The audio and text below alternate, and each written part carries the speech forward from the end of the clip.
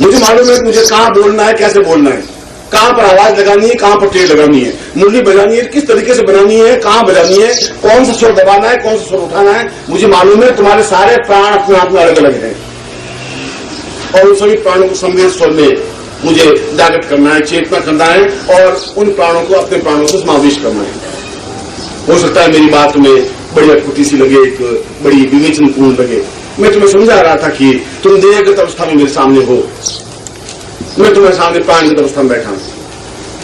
अंतर तुम्हारे अंदर मेरे अंदर कुछ नहीं है, कपड़े वैसे ही है, शरीर भी वैसा ही है। तुम मेरे छुपाओगे तभी उतना ही दर्द होगा जितना तुम्हारा हो रहा है। मैं कल जैसा मैंने बताया कि मैं दस्ता बन के खड़ा हूं, जो घटनाएं घट रही है मैं देख रहा हूं। यदि छल कर रहा है शिष्य, तुम बैठे बैठे देखता हूं, मैं सुनता हूं। सही है, वो झूठ बोल रहा है, वो छल कर रहा है, वो बिल्कुल सुनता जा रहा है। मैं उसको उत्तर नहीं देता हूं। वो समझता है कि मैंने गुरु को मूर्ख बना दिया, मैं समझता हूं मेरा मूर्ख बन गया, बहुत अच्छा हुआ।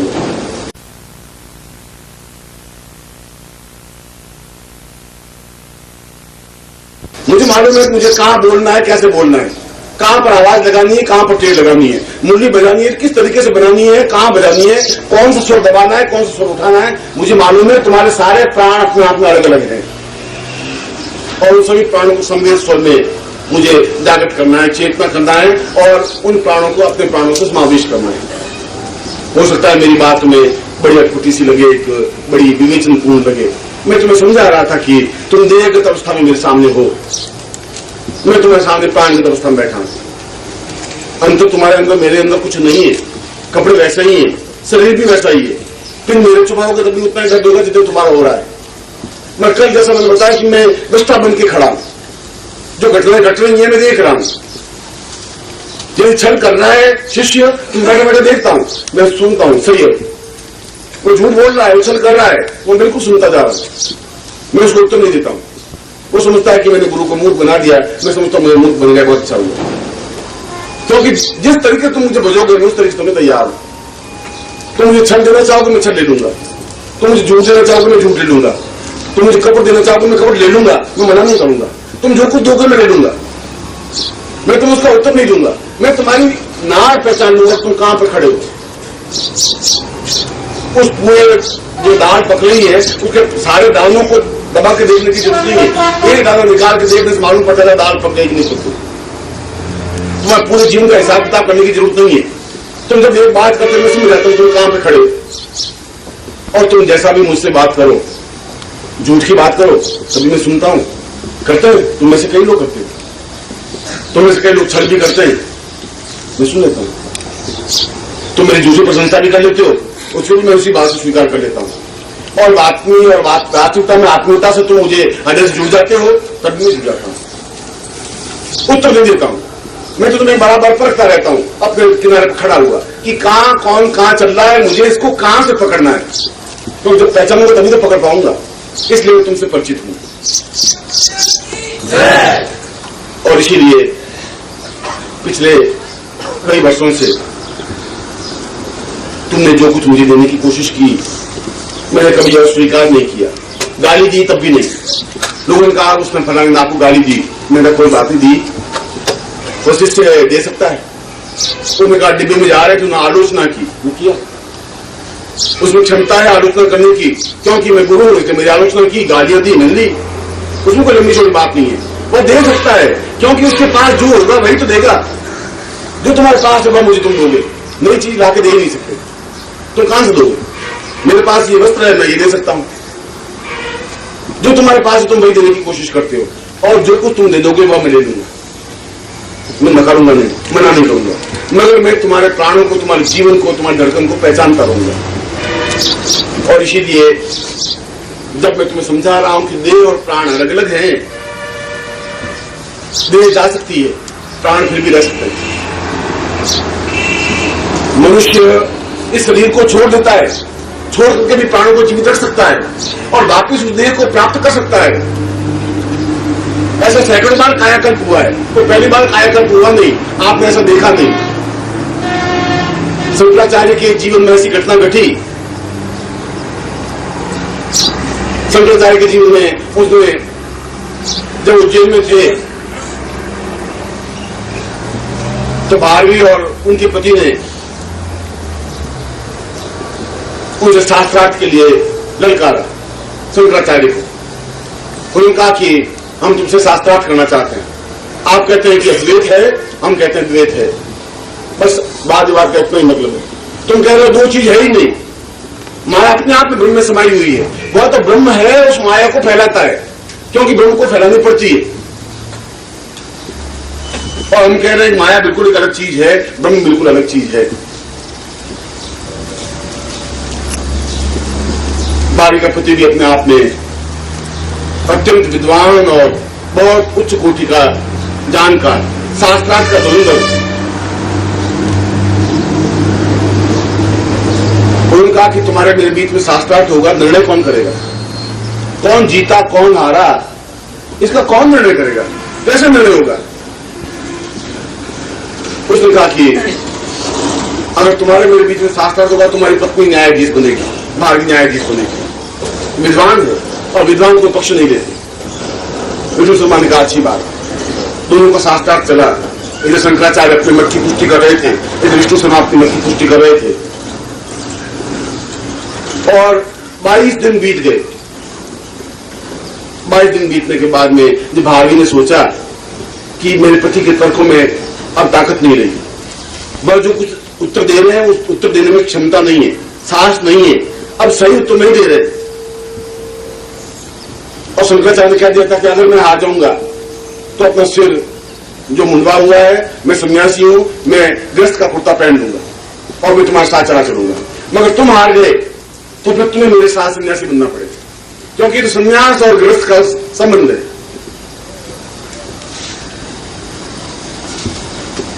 और 23वें दिन भारी उठी और जो माला पड़ी थी, विजय माला, उन दोनों में से एक के गले में डाल दी थी कि ये विजय हुआ, और उसने शंकराचार्य के गले में डाल दी कि आप विजित हैं।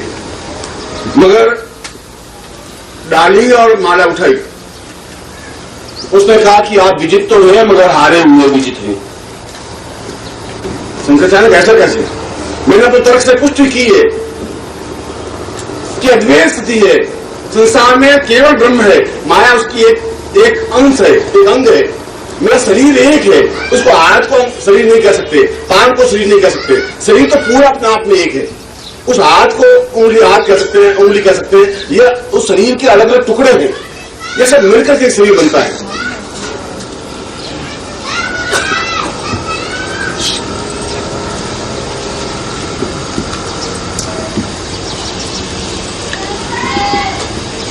ये गावा दे रहा है, इसके माँ बाप जो भी है उसको उठाकर बाहर ले जाए। हम दोनों पति पत्नी हैं और आधा अंग आपसे आ रहा है, आधा अंग में जिंदा हूं। आप मुझे भी हराएंगे तभी हम पूरा हारे हुए मानेंगे। ऐसा हार नहीं सकते, संभव नहीं। आप अपने आप में पूर्ण अंग हो सकते हैं, तुम अर्धांगी नहीं हो। अभी आधे अंग को हराया है मैं आधे अंग से फिर शास्त्रार्थ करूंगा। फिर विष्णु शर्मा न्यायाधीश बने, फिर भारवियों से फिर वाद विवाद हुआ। वाद विवाद होने के जब 20-22 दिन भारवी ने सोचा कि मैं किसी भी हालत में जीत नहीं सकती शंकराचार्य से, और शंकराचार्य तो बाल ब्रह्मचारी, बिल्कुल योगी, संन्यास की एक लिमिट, संन्यास का एक उदाहरण। भारवी ने कहा कि एक अंतिम प्रश्न करूंगी, आप उत्तर दे देंगे तो हम दोनों हारे हुए मानेंगे। मैं तुम पूछ सकती हूं, रिश्तेदार, धन, दौलत, यश, यही तो माया है। ये माया नहीं है, माया है। तो मुझे आप ये बताइए कि अगर मैं ब्रह्म हूं और ये माया अगर पैदा हुई मुझसे, अगर मेरे पुत्र पैदा हुआ और अगर मेरे पति और हम दोनों मिलकर के पुत्र को पैदा किया तो किस तरीके से किया, वो तरीका आप मुझे समझाइए। बस ये प्रश्न शंकराचार्य उत्तर दे सकते थे। इस उत्तर में कोई बहुत बड़ी विशेषता नहीं थी, पर उसने कहा कि अगर मैं उत्तर देता हूं कि पति पत्नी किस क्रिया से पुत्र उत्पन्न होता है, तो वो कहते हैं तुम सन्यासी, तुम्हें मालूम कैसे पड़ा, तुमने ज्ञान प्राप्त कहां से किया? जब तुम्हारा अनुभव नहीं है तुम कैसे बोले? बिना अनुभव के सन्यासी नहीं बोल सकता। सन्यासी फिर बोलेगा जो अनुभव किया हुआ हो, और अगर तुमने अनुभव किया है तो फिर तुम सन्यासी नहीं हो, भोगी हो। शंकराचार्य का दोनों तरफ से मैं बोलता हूं और उत्तर देता हूं तो संन्यास धर्म खंडित हो जाता है। उत्तर नहीं देता हूं तो हार जाऊंगा। संगचार्य ने कहा कि मैं 6 महीने बाद तुम्हें उत्तर दूंगा।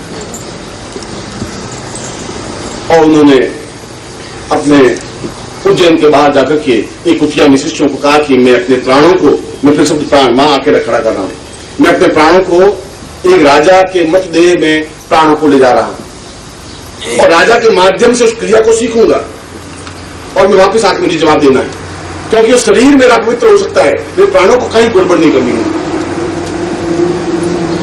और कोई राजा की मत लाश जा रही थी, मरा हुआ था, मर गया था, वो जाहिर है उसको जगाने जा रहे थे और उसके संबंधी रोते हुए जा रहे थे। उसने अपने शरीर में से प्राणों को निकाला और उसके प्राणों में संचरित कर दिया। अर्थी हिली, अर्थी तो लोग एकदम से कर रहा है, ये क्या हुआ? राजा तो मरा हुआ था, मुंह से बांध करके ले जा रहे थे, नीचे उतारा, उसके हाथ पांव मिलने लगे, उठाया, राजा जीवित हो गए, घर ले गए। फिर आगे की क्रिया, उनके रानियों के साथ पुत्र हुआ और वापस आके भाभी को जवाब भी दिया। मगर मेरा प्रश्न ये और उत्तर ये था कि उस समय भी प्राणों को अलग रखा जा सकता है, इसलिए तुम्हारे प्राण को अलग रूप से लिया जा सकता है, तुम्हारे प्राणों को अलग रूप से दिया जा सकता है। प्राण को मैं पकड़ सकता हूं, जीव तुम्हारे पास में है, मगर ये बहुत तत्वमसी क्रिया है, बहुत अंतर्निहित क्रिया है। जिस समय तुम उस स्टेज पर आओगे सीखने की, जिस समय तुम्हारे भाव इतने जागृत होंगे, जब तुम शिष्य बन सकोगे, जब उपनिषद बन सकोगे, जब तुम वेद बन सकोगे, जब तुम बिल्कुल नजदीक आ सकोगे, जब तुम एक तरफ से जुड़ सकोगे, तो ये सब क्रिया तुम सीख सकते हो। और ये सीखने की क्रियाएं हैं, क्योंकि ये सब सीखोगे नहीं तुम सूर्य नहीं बन सकते, एक टिमटिमाते दिए बन सकते हो और टिमटिमाते दिए सूर्य नहीं बन सकते। सूर्य बनने के लिए फिर उतनी तपस्या करनी पड़ेगी, उस मोड़ पर आगे खड़ा होना पड़ेगा। इसलिए उस पूरे जीवन के फलक पर आज मैं पहली बार तुम्हें उस क्रिया को देने की कोशिश कर रहा हूं, जहां मैं तुम्हें प्राणों को जागृत करके, प्राण तो है ही तुम्हारे, मगर प्राणों को जागृत करने की क्रिया, क्योंकि प्राण बिल्कुल गहराई के अंदर है। हमारा सारा शरीर अगर देखें तो आपको सांस लेने की क्रिया ज्ञान नहीं है। आप 100 साल जिंदा रह सकते हैं, कोई इलाज कराने की जरूरत नहीं है।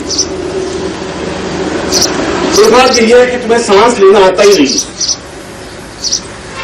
सांस लिए नहीं लेता कि आप एक छोटे से बालक को, जो केवल 2 महीने का बालक हो, वो यहां लाके सुलाइए, देखिए, और कभी घर जाएं तो उस 2 महीने के बालक को देखिए, उसको सांस लेना आता है।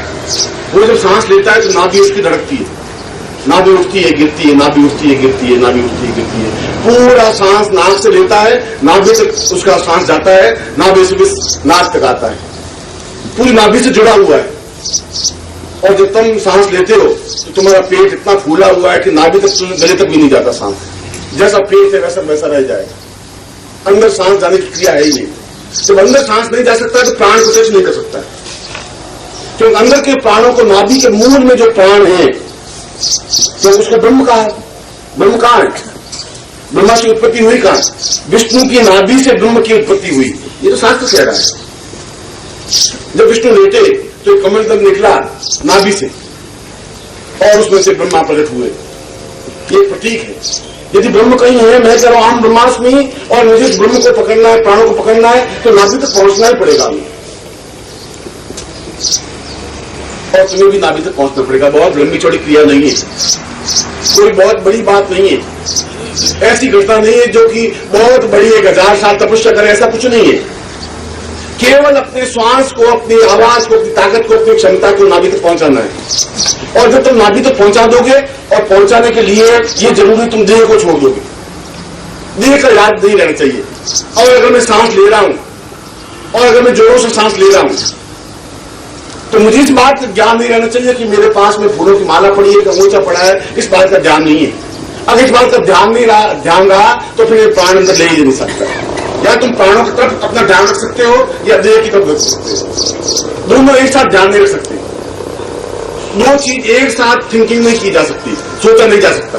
सोचने के लिए केवल एक बिंदु पर एक बार में, एक क्षण में एक ही चीज सोच सकते हैं। मैं अगर एक क्षण में एक बिंदु पर सोचूंगा तो दूसरे क्षण दूसरे बिंदु पर सोच सकता हूं। एक साथ 2 बिंदुओं पर नहीं सोच सकता। और तुम अगर एक साथ देह को, प्राणों को, दोनों को ध्यान रखोगे तो संभव नहीं हो सकता, तो देह को छोड़ना पड़ेगा। और जब प्राण लो, उसमें प्राण ले रहे हो, प्राण ले रहे हो क्योंकि तुम सांस ले रहे हो केवल गले तक, तुम ज्यादा से ज्यादा अगर थर्मामीटर लगाएं, स्टेथोस्कोप लगाएं और तुम देखोगे तो सांस ले रहे हो तो गले तक धड़कन तो बराबर उसमें स्पंदन आ रहा है, धड़क आ रही है। अगर यहां तक लगाओगे तो उसमें स्पंदन नहीं आ रहा है।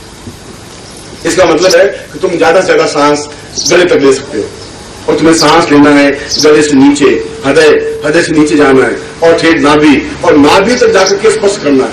और वह स्पर्श होगा तो सीधा प्राण अपने आप में सीधे उसके माध्यम से बाहर आएंगे। क्योंकि जब मैं मुरली के माध्यम से बोल रहा हूं तो मुरली का मतलब है सीधा प्राण मुरली के माध्यम से बाहर आ रहे हैं और बाहर आकर के प्राण गोपियों के अंदर जा रहे हैं। कृष्ण तो यमुना किनारे खड़े और वृंदावन बसा हुआ 1.5 मील लंबा चौड़ा और गोपी का गढ़ 1 मील लंबा। इतनी बांस की बांस तो बोल नहीं रही थी कि मील तक आवाज जाए, ऐसा तो होता ही नहीं था।